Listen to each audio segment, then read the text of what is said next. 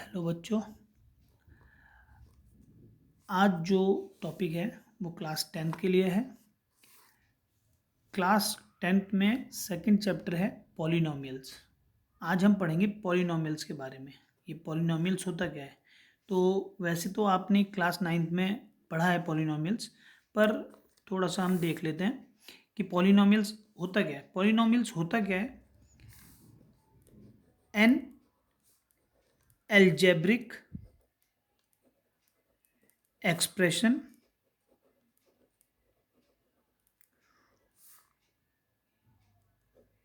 Degree of whose degree of variables is in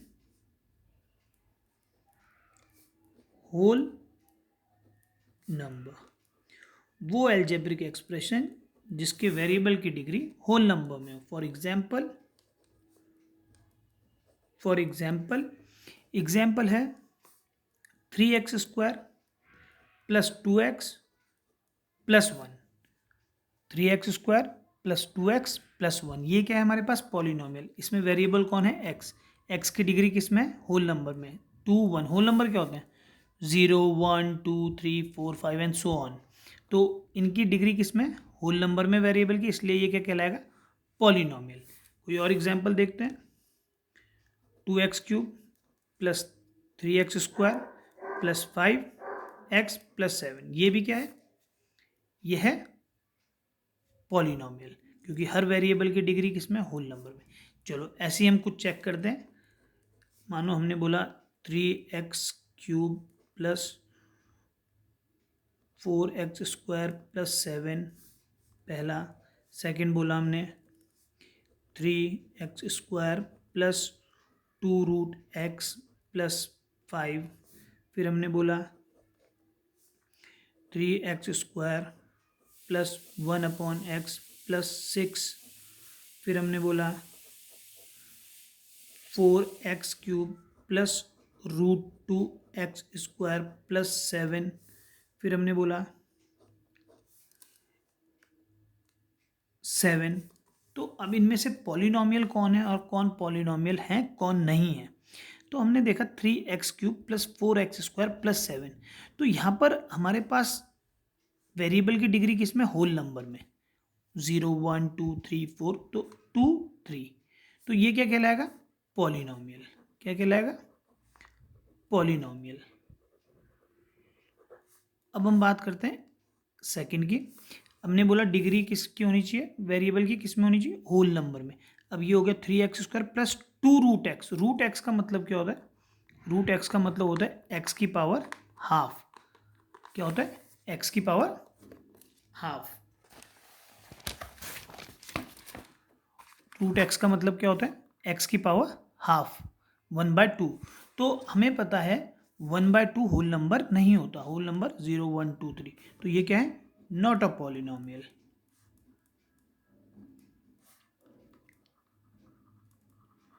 तीसरा, third की बात करते हैं। 3x² प्लस 1/x प्लस 6, क्या ये पॉलिनोमियल है? हमें पता है 1/x का मतलब क्या हुआ? ऊपर ले जाएंगे x की पावर -1। तो ये -1 जो है होल नंबर नहीं है, तो ये क्या है?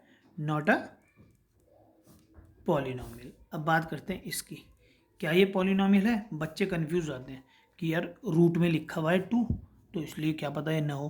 पर हमने बोला डिग्री ऑफ वेरिएबल, वेरिएबल की डिग्री, ये जो पावर है ये हमारे पास होल नंबर होनी चाहिए। बाकी कोफिशिएंट कुछ भी हो सकता है, तो ये पॉलिनोमियल है। पॉलिनोमियल है।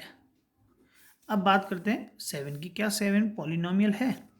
7 पॉलिनोमियल, हमने बोला डिग्री वेरिएबल की होल नंबर में होनी चाहिए। इसमें तो वेरिएबल हमें दिख ही नहीं रहा है, पर हमें पता है कि हम 7 को क्या लिख सकते हैं?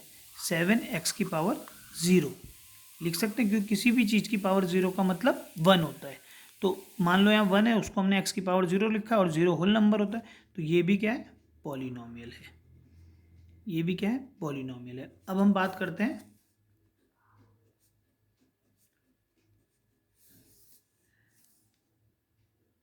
Types of polynomial. सबसे पहले आता है 7। तो ये खाली अगर 7 है तो ये क्या कहलाएगा?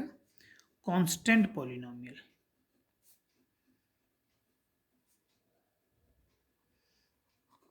अगर हमारे पास है x+8 तो ये कहलाएगा लीनियर पॉलिनोमियल। अगर है x² + 2x + 4, मतलब डिग्री अगर 1 है x की, डिग्री 0 है तो कांस्टेंट पॉलिनोमियल, डिग्री x की 1 है तो लीनियर पॉलिनोमियल, डिग्री x की अगर 2 है, डिग्री किसे बोलते हैं? हाईएस्ट पावर, तो वो क्वाड्रेटिक पॉलिनोमियल है। क्या है? Quadratic polynomial. अगर डिग्री 3 है तो वो क्या है? Cubic polynomial. और अगर डिग्री 4 है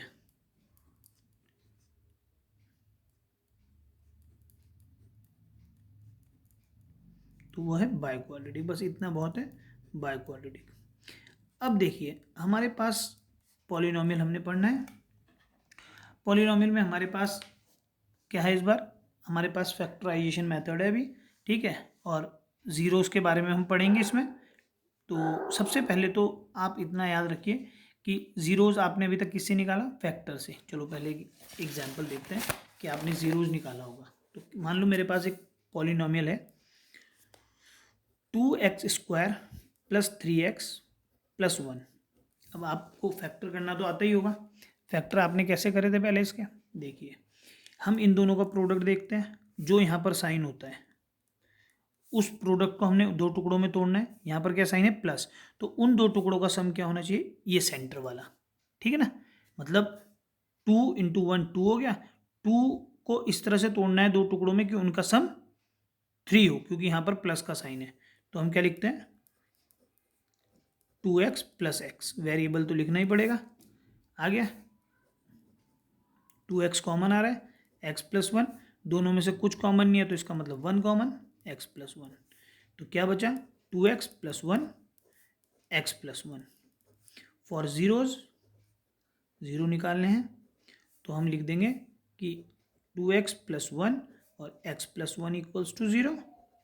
तो यहाँ से 2x + 1 0 के बराबर हो सकता है और x+1 0 के बराबर हो सकता है। तो x की वैल्यू क्या आ गई? 1/2 और x की वैल्यू आ गई -1। ये आ गया। अब इन्हीं को हम क्या बोलते हैं? ये जो दो निकले ज़ीरोज़, क्या बोलते हैं? ज़ीरोज़। इसी को ही हम रूट भी बोलते हैं, ठीक है, और सॉल्यूशन भी बोलते हैं। अगर ये इक्वेशन है, पॉलिनोमियल है, तो हम बोलेंगे कि इस पॉलिनोमियल का सॉल्यूशन क्या है? ये है। अगर ये इक्वेशन होती तो हम बोलते इसका सॉल्यूशन क्या है? 1/2। तो अभी आप ज़ीरोज़ और रूट याद रखिए।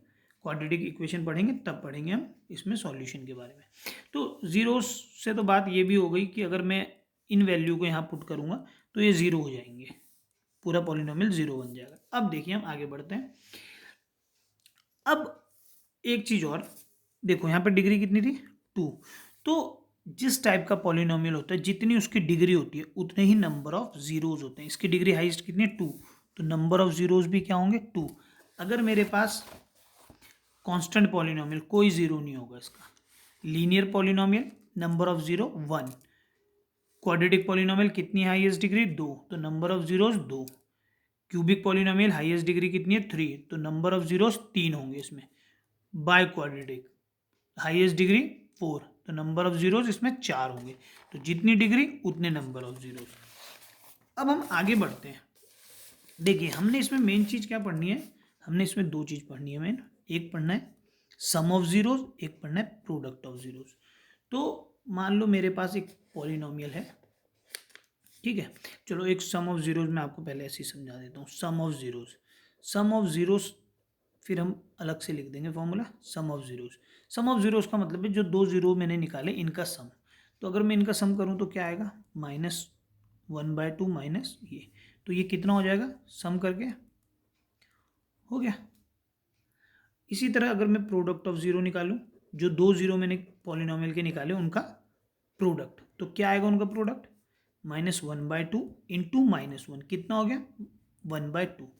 तो ये तो मैंने जब दो जीरोज निकाले उनकी मदद से मैंने क्या निकाल दिया, सम ऑफ जीरोज, दो जीरोज जो पॉलिनोमियल के होंगे उनका सम, प्रोडक्ट ऑफ जीरो जो दो पॉलिनोमियल होंगे उनका प्रोडक्ट।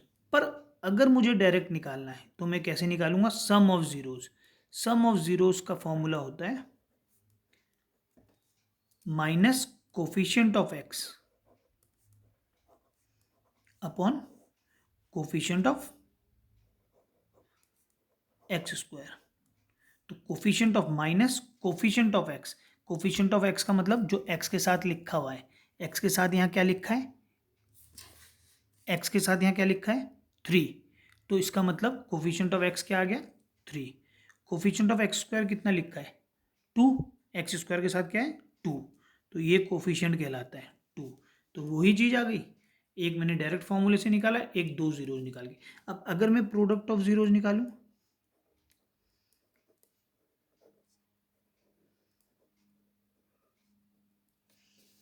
प्रोडक्ट ऑफ जीरोज क्या होगा, देखिए आप, अगर जीरोज की मदद, अगर हमने जो जो दो जीरोज निकाले उनकी मदद से 1/2, अब फॉर्मूला होगा कांस्टेंट, अच्छा सॉरी वो तो पहले ही निकाल देता, फॉर्मूले से निकालते हैं, कांस्टेंट अपॉन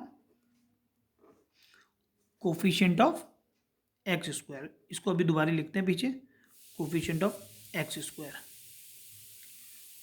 तो कांस्टेंट कितना है यहाँ पर, जिसके साथ एक्स ना हो 1, कोफिशिएंट स्क्वायर 1/2, तो दोनों से इक्वल आ गया। ये अब आगे की एक्सरसाइज में हमें काम आएगा। तो अब हम जनरल बात में कहते हैं इसको, ठीक है, जनरल बात में इसको कैसे बोलते हैं देखिए,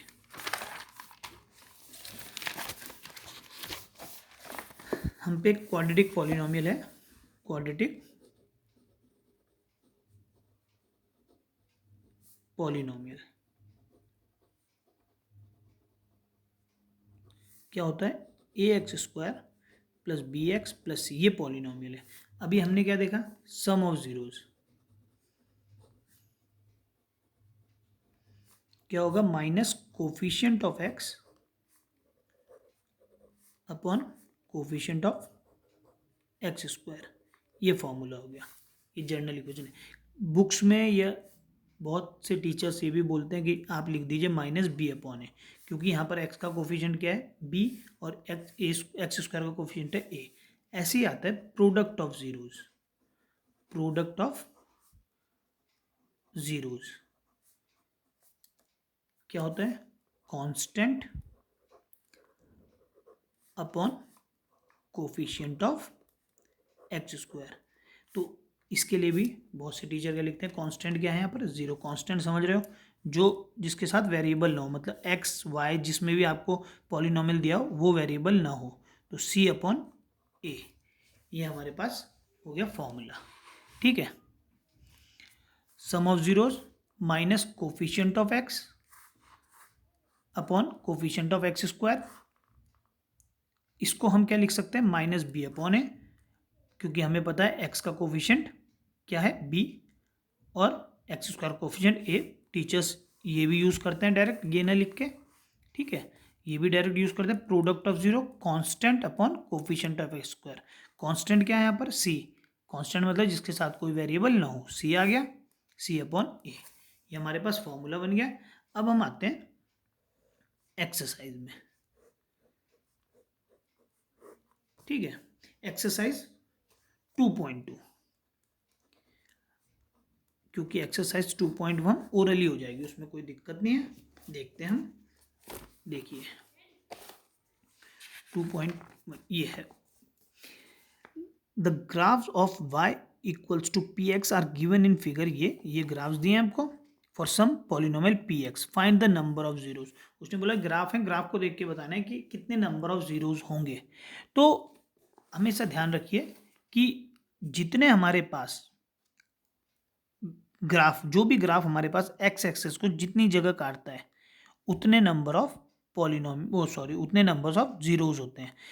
यहाँ एक्स एक्सेस को, वाई को नहीं, सिर्फ एक्स को, तो यहाँ पर एक्स को कितनी जगह काटा एक, तो इसमें एक ही जीरो होगा। यहाँ कितनी जगह काटा एक्स एक्स को, एक, दो और तीन, तो कितने जीरोज हो गए, एक, दो, तीन, इसके तीन हो गए। इसमें कहीं नहीं काटा एक्स एक्स को, तो ये कोई जीरो नहीं है। यहाँ दो जगह काटा तो नंबर ऑफ जीरोज दो हैं, ठीक है, बस ये याद रखना है। अब हम आते हैं एक्सरसाइज 2.2 में, पेपर में इसी से आता है। देखिए उसने बोला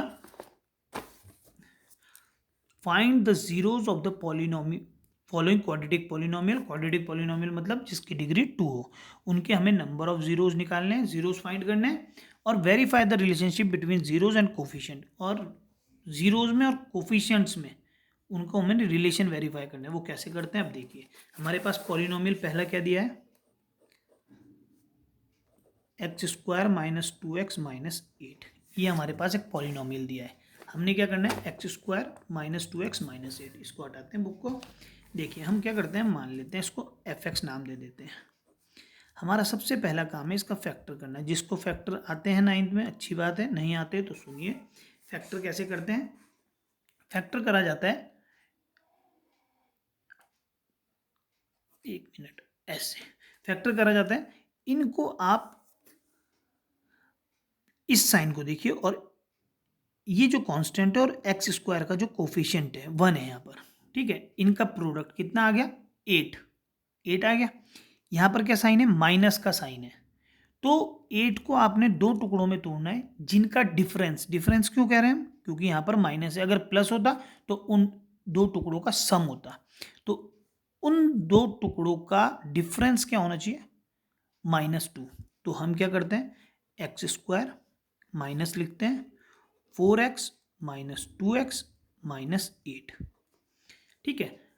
अब इसको माइनस बाहर था साइन, तो माइनस, इनका डिफरेंस आ गया 2x। अब इसको हम खोल देते हैं। जिन बच्चों को फैक्टर ठीक से आते हैं उनको ये लाइन लिखने की जरूरत नहीं होती, वो डायरेक्ट ये लिख लेते हैं, ठीक है।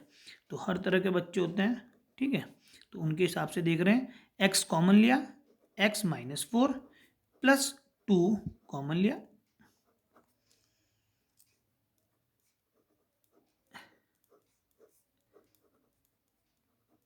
ये आ गया। अब हमने जीरोज निकालने, तो हम लिखते हैं for zeros putting F X equal to 0। F X को 0 पुट कर देते हैं, तो ये बन जाएगा 0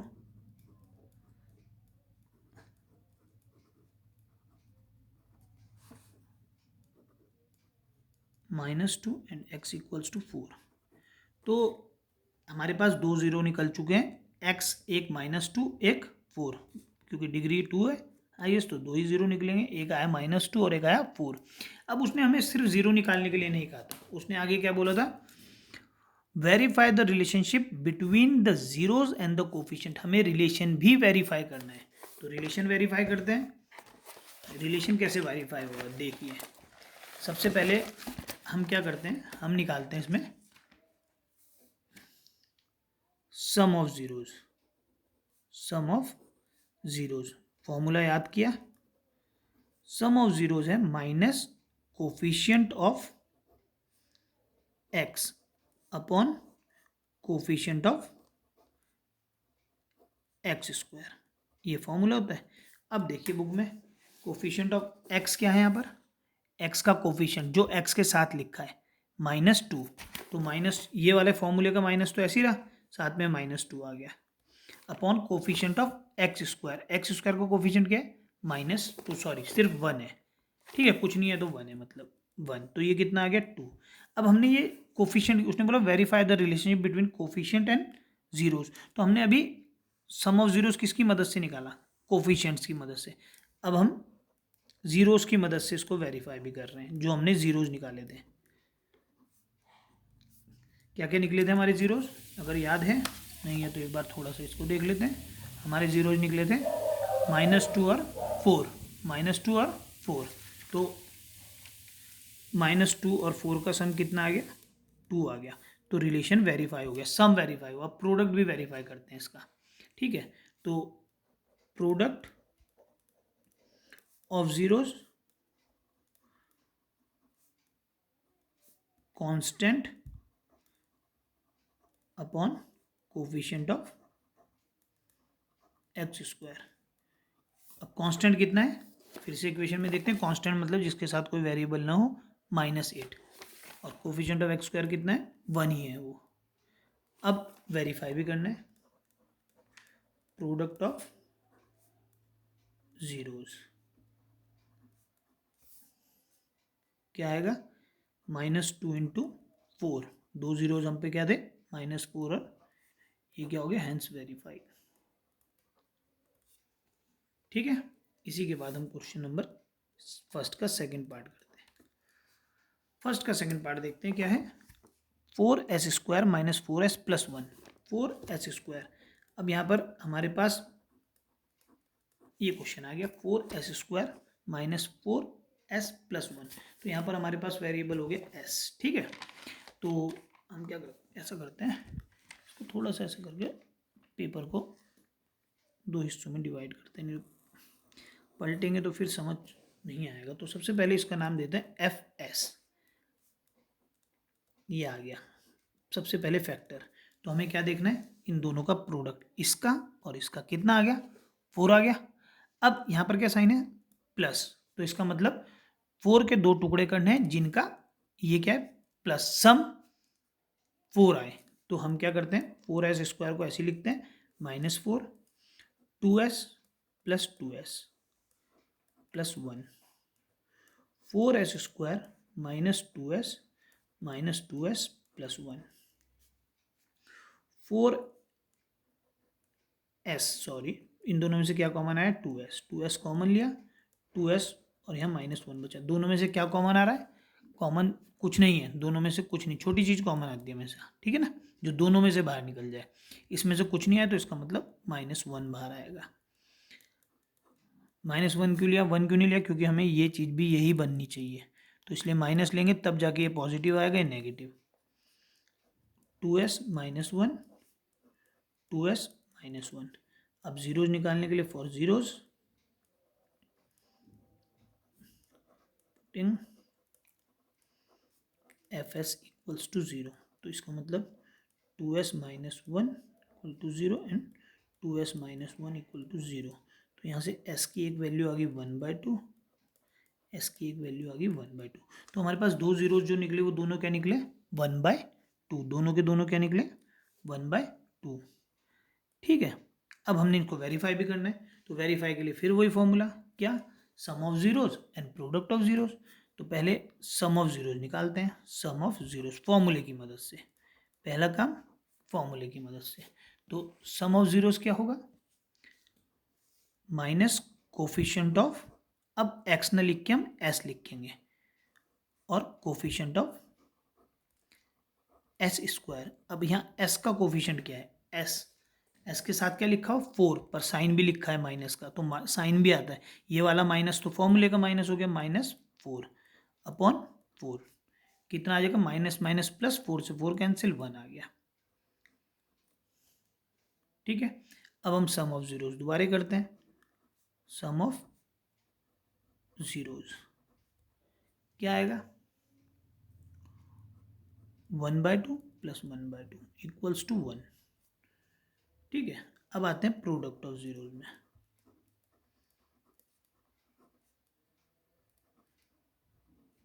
क्या होता है product of zero, product of zeros constant upon coefficient of s²। अब कांस्टेंट क्या है यहाँ पर, जिसके साथ कोई वेरिएबल नहीं है 1, कोफिशिएंट ऑफ s² 4। अब product of zeros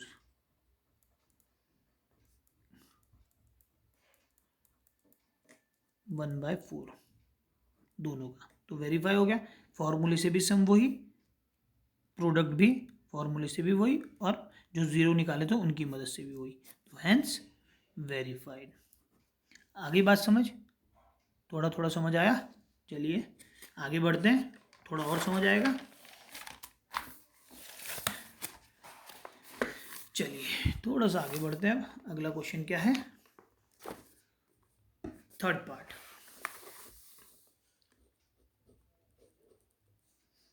(6x² -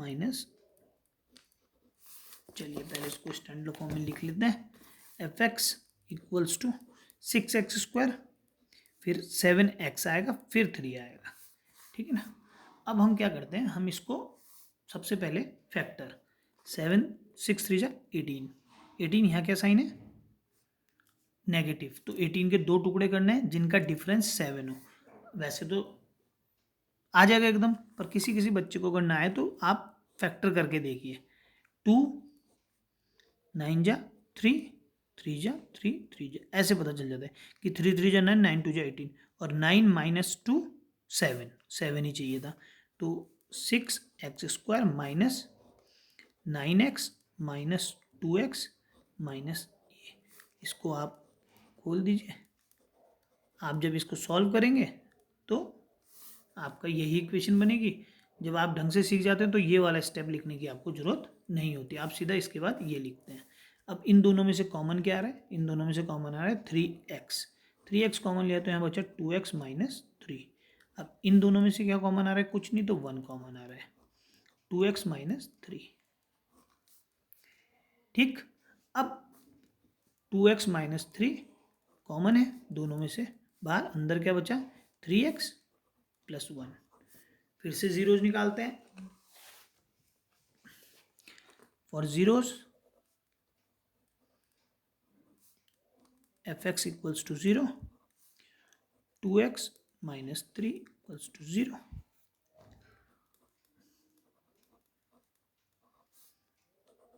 x equals to,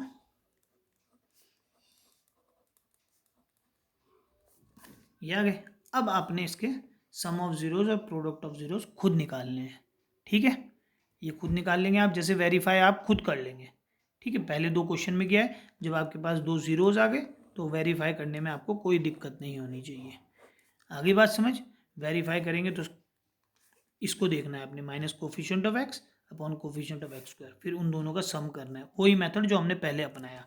एक बार फॉर्मूले की मदद से, एक बार सम निकालना है दोनों जीरोस की मदद से, फिर एक बार प्रोडक्ट दोनों की मदद से, फॉर्मूले की मदद से, एक बार दोनों का प्रोडक्ट। सेम चीज़ आएगा और आना ही चाहिए सेम चीज़। अगर आपने का सेम नहीं आ रहा है तो इसका मतलब आपने कुछ गड़बड़ करी है। ठीक है, ये आप खुद करना ट्राई। हम अगला क्वेश्चन करते हैं। चलिए आगे बढ़ते हैं। अगला क्वेश्चन है 4u² plus 8u। Fourth part है 4u² प्लस 8u। ठीक है, फोर्थ पार्ट है 4u² प्लस 8u। अब देखिए हम फैक्टर करते हैं, हमें पता है, देखो भले इसमें नंबर ऑफ टर्म्स 2 हैं, 2 ही टर्म दिख रही हैं, पर इसमें डिग्री कितनी है 2, तो इसका मतलब 2 जीरोज निकलेंगे, u की 2 वैल्यू निकलनी ही निकलनी है। अब हम फैक्टर क्यों करते हैं कि 2 2 की पेयरिंग हो जाए, पर यहाँ पर पहले से ही 2 ही हैं, तो हम सीधा क्या करेंगे, हम देखेंगे कि कॉमन आ रहा है 4u, u प्लस 2 आ गया, तो for zeros fu equals to 0, 4u equals to 0 and 0 के नीचे गया 4 तो 0 और u की वैल्यू आ गई 2।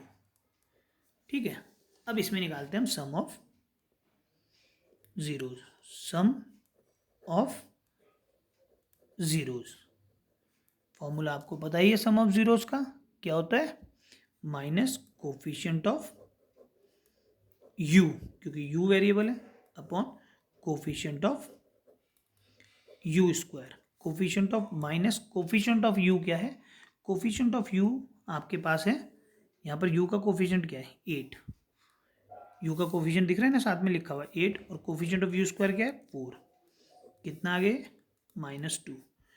और अब जो हमने सम निकाला, जो हमने जीरोज निकाले उनका सम, तो एक जीरो है प्लस -2, कितना आ गया -2, तो सम तो वेरीफाई हो गया, सेम आ गया। अब हम बढ़ते हैं आगे, प्रोडक्ट ऑफ जीरोज। क्या होता है product of zeros, constant upon coefficient of x square. Constant कितना है, कांस्टेंट कितना है दिख रहा है यहाँ पर, कांस्टेंट किसे बोलते हैं जिसके साथ कोई वेरिएबल ना, ऐसा कोई दिख रहा है, कोई नहीं है ऐसा, तो इसका मतलब कांस्टेंट यहाँ है ही नहीं, तो कांस्टेंट को 0 लिखेंगे। अब प्रोडक्ट की मदद से, प्रोडक्ट ऑफ जीरोज क्या है दो जीरो, एक जीरो है, एक इंटू -2 है, तो जीरो को -2 से मल्टीप्लाई करेंगे, जीरो आएगा, ये भी वेरीफाई हो गया, दोनों चीज़ सेम आई दोनों तरीके से, तो इसका मतलब वेरीफाई हो गया। अगला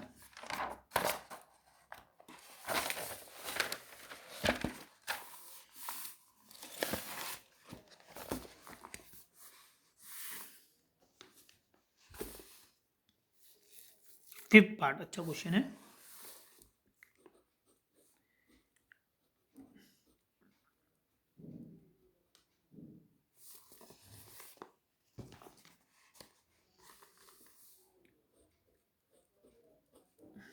देखिए फिर से दो ही टर्म है तो कॉमन लेना है, पर इसमें कोई कॉमन नहीं आ रहा है। तो जब भी आपके पास टी स्क्वायर हो और कांस्टेंट टर्म हो, तो आप ये सोचिए कि मुझे कांस्टेंट टर्म को रूट में लिख के उसका स्क्वायर लिखना है, रूट में लिखना है और साथ में उसका स्क्वायर करना है। क्यों?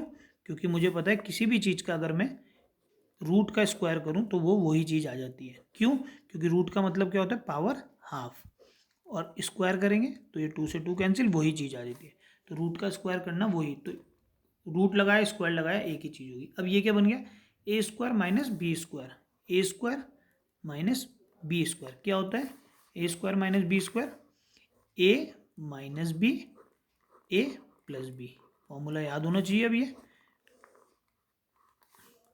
ए स्क्वायर माइनस बी स्क्वायर, ए माइनस बी ए प्लस बी, तो क्या हो जाएगा ये ए minus B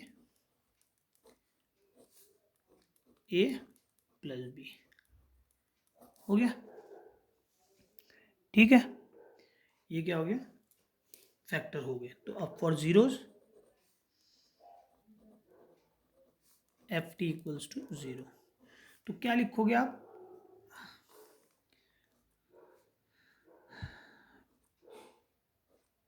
T minus √15 T plus √15 equal to zero, T minus √15 equal to zero, T plus √15 equal to zero. तो टी की दो वैल्यू आ गई, एक आ गई √15, एक आ गई -√15।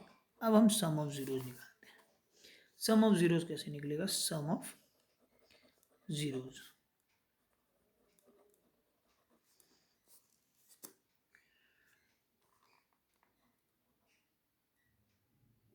Minus coefficient of t square, sorry minus coefficient of t upon coefficient of t square.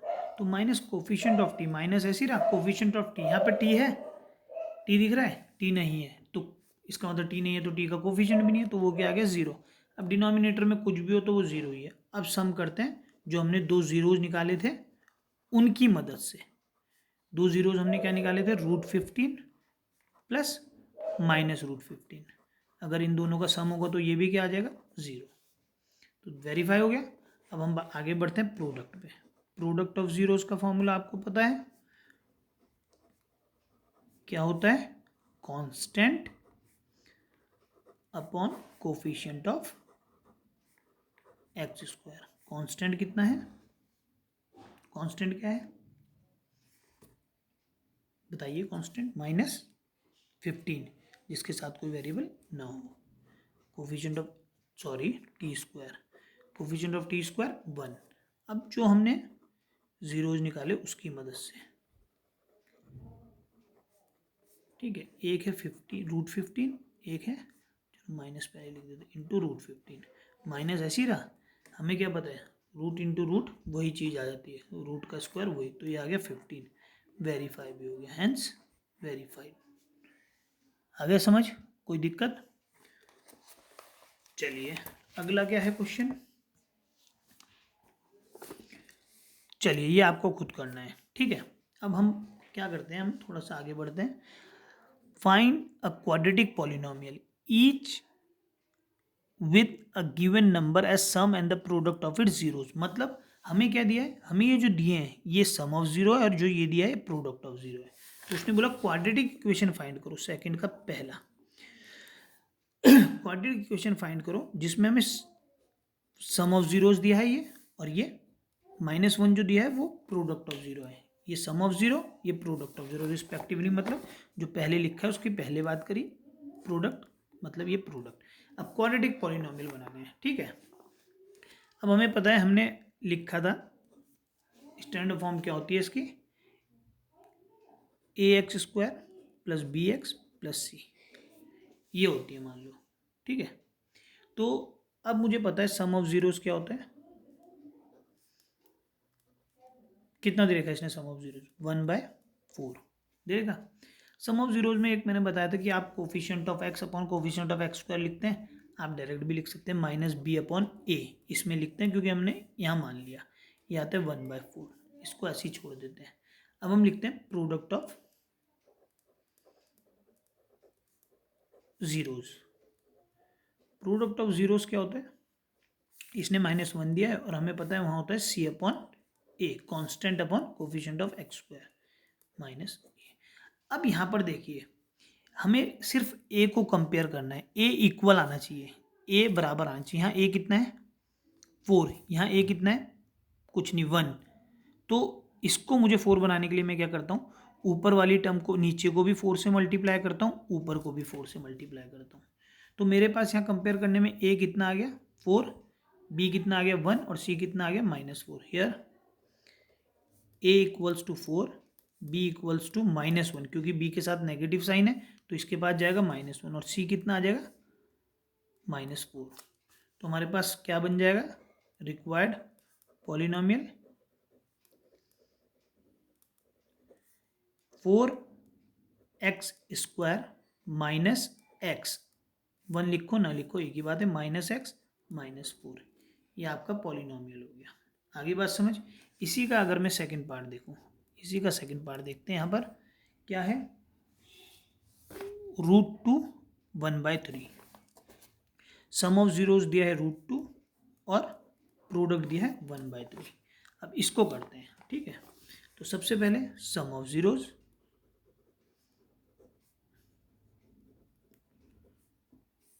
√2 मतलब minus coefficient of x upon ये आ गया, और प्रोडक्ट ऑफ जीरो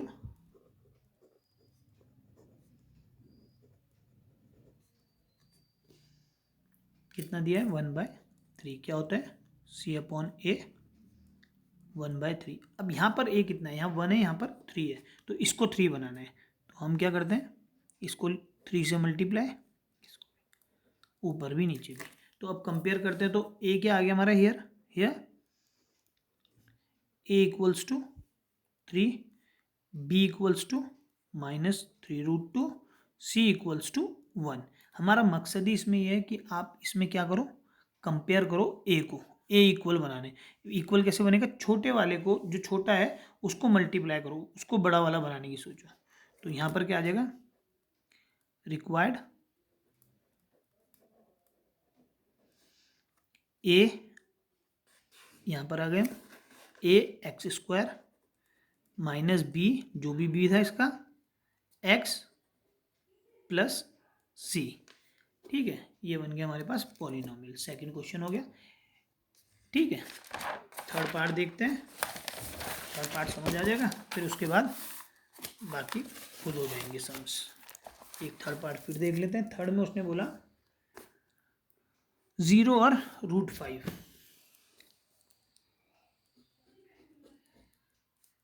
0 √5, तो सम है इसमें, सम ऑफ जीरो 0 है और प्रोडक्ट ऑफ 0 √5। तो सम ऑफ जीरोस माइनस, पहले लिख लेते हैं 0, तो minus coefficient of x upon coefficient of x square, ये 0 आ गया। Product of 0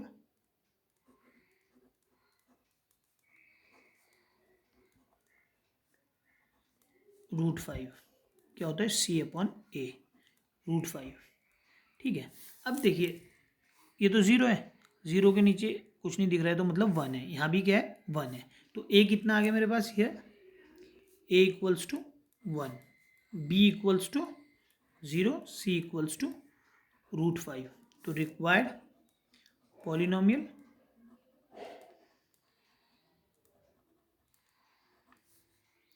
A x square, a मतलब 1 को लिखने की जरूरत नहीं, एक्स स्क्वायर, बी 0 आ गया, 0 इंटू एक्स 0 ही हो जाएगा, तो सीधा प्लस सी, ये हो गया आपके पास।